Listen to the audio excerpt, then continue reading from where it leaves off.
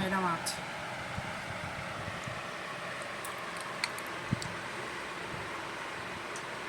একেবারে গাঢ় ঝোল। কেওড়ার টক তো এরকম গাঢ় হয়।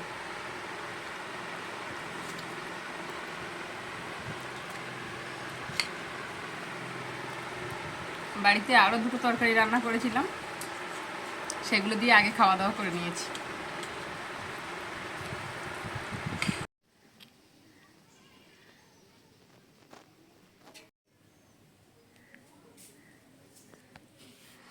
নমস্কার বন্ধুরা, আশা করি আপনারা সকলেই ভালো আছেন, সুস্থ আছেন। সুন্দরবন কৌশলার হাইসেলে আরও একটা নতুন পর্বে আপনাদেরকে অনেক স্বাগত জানাই। বন্ধুরা, আজকের কিন্তু সুন্দরবন নদীর কেওড়া নিয়ে চলে এসেছি। দেখুন, সুন্দরবন নদীর কেওড়া, আর তার সঙ্গে নিয়েছি সুন্দরবন নদীর বড় বড় সাইজের খয়রা মাছ। তো আজকের কিন্তু এই কেওড়া দিয়ে খয়রা মাছের টক রেসিপি থাকবে। আপনারা প্লিজ প্লিজ প্রথম থেকে শেষ পর্যন্ত দেখতে থাকবেন আমি কিভাবে কেওড়া দিয়ে আজকের টকটা বানাই। তো চলুন আগে টকটা বানিয়ে নিই। আগে টক বানানোর জন্য আমি এই কেওড়াগুলো সেদ্ধ করে নেব। নমস্কার বন্ধুরা, আশা করি আপনারা সকলেই ভালো আছেন, সুস্থ আছেন। সুন্দরবন কৌশলার হাইসেলে আরও একটা নতুন পর্বে আপনাদেরকে অনেক স্বাগত জানাই। বন্ধুরা, আজকের কিন্তু সুন্দরবন জঙ্গলের কেওড়া আর সুন্দরবন নদীর বড় বড় সাইজের খয়রা মাছ। তো 5টা খয়রা মাছ নিয়েছি, সব কিন্তু বড় বড় সাইজ। দেখুন কত বড় বড় সাইজের খয়রা মাছ। আর নিয়েছি একেবারে বড় বড় সাইজের কেওড়া। তো এখন এই কেওড়াগুলো সেদ্ধ করে নেব, আর এই কেওড়া দিয়ে থাকবে আজকের টক। তো আজকে আমি কেওড়া দিয়ে টক রেসিপি করব। প্লিজ প্লিজ আপনারা সাথে থাকুন, আশা করি ভালো লাগবে। আর এই কেওড়া দিয়ে টক তরকারি খেতে যা সুন্দর লাগে না বন্ধুরা। এই সময় এই কটা দিন একটু কেওড়া পাওয়া যায়, তারপরে তো আর কেওড়া পাওয়াই যাবে না। তো যে কটা দিন কেওড়া পাওয়া যায় টুকটাক খাওয়া চলছে। তো সেই হিসেবে ভাবলাম যে আপনাদের সাথেও একটু টক রেসিপি শেয়ার করি, কেওড়ার টক। তো চলুন এখন উনুনটা জ্বালিয়ে নিয়ে কেওড়াটা প্রথমে সেদ্ধ করে নেব। কদিন ধরে একটানা যে হারে বৃষ্টি হয়েছে বন্ধুরা, সব দিকে পচে গেছিলো। আর এমন গরমটা, আজ সকাল থেকে রোদ গরম ছেড়েছে পুরো। আমি তো ঘেমে একাকার হয়ে গেছি, আর ভীষণ হারে কষ্ট হচ্ছে। কিন্তু এত মানে ভটকা গরম, একেবারে ভটকা গরম।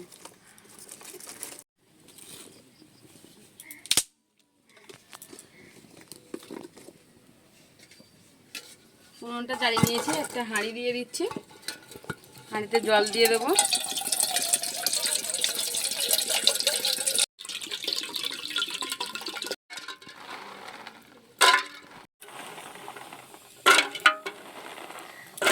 এই কেওড়াগুলো সেদ্ধ করে নেব। বন্ধুরা, কেওড়াটা সেদ্ধ করতে তো একদমই টাইম লাগে না। দেখুন আমার কেওড়া কিন্তু সেদ্ধ হয়ে গেছে, এই যে গা ফেটে ফেটে গেছে। এবারে কিন্তু লাবিয়ে নেব, নাহলে বেশি সেদ্ধ করে নিলে দানাগুলো গলে যায় আর কষ লাগে। কেওড়া কেওড়া কেওড়া সেদ্ধ হয়ে গেছে, লাবিয়ে নিচ্ছি। দেখুন বন্ধুরা, কেওড়াটা সেদ্ধ হয়ে গেছে। কেওড়া সেদ্ধ করতে কিন্তু একদমই টাইম লাগে না। দেখুন গা ফেটে ফেটে গেছে, এবারে আমি লাবিয়ে নেব, নাহলে এর থেকে বেশি সেদ্ধ করলে দানাগুলো সেদ্ধ হয়ে যাবে আর সেক্ষেত্রে কষ লাগবে। ওই জন্য এরকম গা ফেটে ফেটে গেলে লাবিয়ে নিতে হবে। কেওড়াটা সেদ্ধ করে নামিয়ে নিয়েছি। এখনও কিন্তু মাছ কাটা হয়নি বন্ধুরা। কেওড়াটা বেশি সেদ্ধ হয়ে যাবে বলে ওই জন্য আমি আর মাছ কাটতে বসিনি, কারণ কেওড়াটা সেদ্ধ করে নামিয়ে নিয়েছি, নিয়ে তারপর কিন্তু মাছ কাটতে বসি। কেওড়া বেশি সেদ্ধ হয়ে গেলে না একদম ভীষণ কষ লাগে। হালকা সেদ্ধ করে নামিয়ে নিয়েছি। মাছটা কেটে নিচ্ছে এবারে। খয়রা মাছগুলো বেশ টাটকা আছে, এই ফুলকোগুলো দেখলে পাওয়া যায়।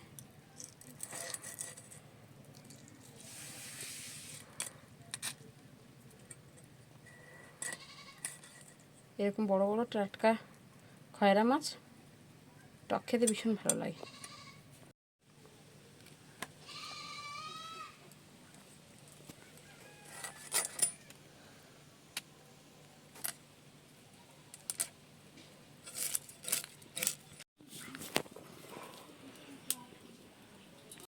মাছ ধুয়ে নিয়ে চলে এসেছি, আর কড়াই বসিয়ে কড়াইতে তেল দিয়ে দিয়েছি। মাছটাতে লবণ হলুদ মাখিয়ে নেব।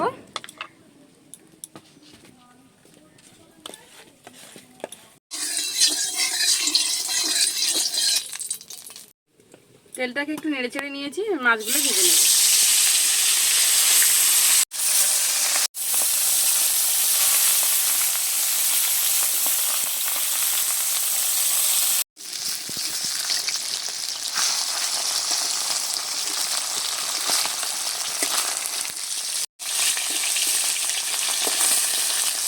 মাছগুলো পিঠ ঘুরিয়ে ভেজে নিচ্ছি।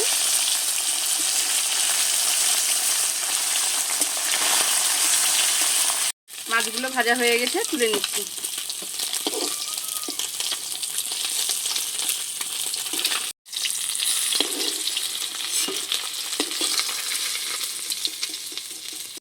আজকের টকে বন্ধুরা পেঁয়াজ রসুন আদা কোনো কিছুই কিন্তু দেব না। কয়েকটা শুকনো লঙ্কা দিয়ে দিচ্ছি, আর এখানে জিরে আর সর্ষে একসাথে একটু ফোড়নের জন্য দিলাম, দুটো তেজপাতা, লবণ দিয়ে দিচ্ছি স্বাদ মতো, হলুদ, জিরে গুঁড়ো, ধনে গুঁড়ো, সামান্য একটু জল দিয়ে কষে নেব। যেহেতু টক ওই জন্য আমি একটু সামান্য চিনি দিয়ে দিচ্ছি। কেওড়ার টকে আমি আরও একটু জল দিয়ে হালকা করে নিচ্ছি। মশলাটা নেড়ে চেড়ে একটু কষে নিয়েছি। এবারে আমি এখানে কেওড়ার ঝোলটা দিয়ে দিচ্ছি।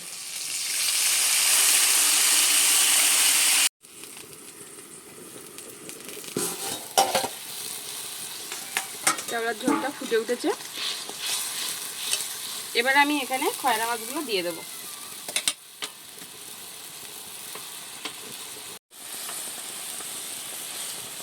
খয়রা মাছগুলো দিয়ে আমি আবারও ঢাকা দিয়ে ফুটিয়ে নেব।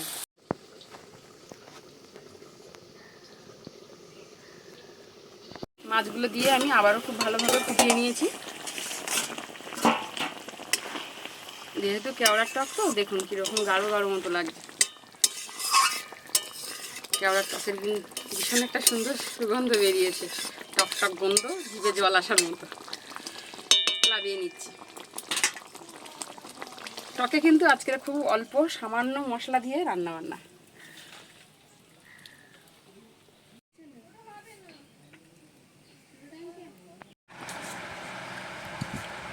খয়রা মাছ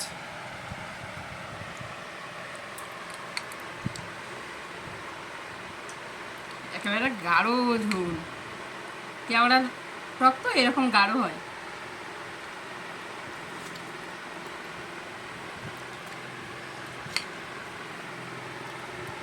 বাড়িতে আরও দুটো তরকারি রান্না করেছিলাম, সেগুলো দিয়ে আগে খাওয়া দাওয়া করে নিয়েছি।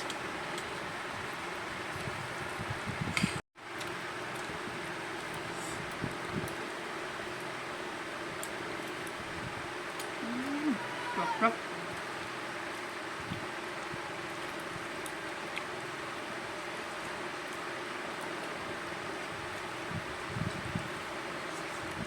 কেওড়ার টকটা বেশ ভালো লাগে খেতে,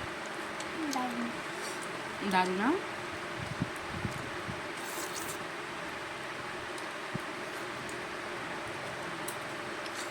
ঝোলটা খেতে বেশ সুন্দর লেগেছে।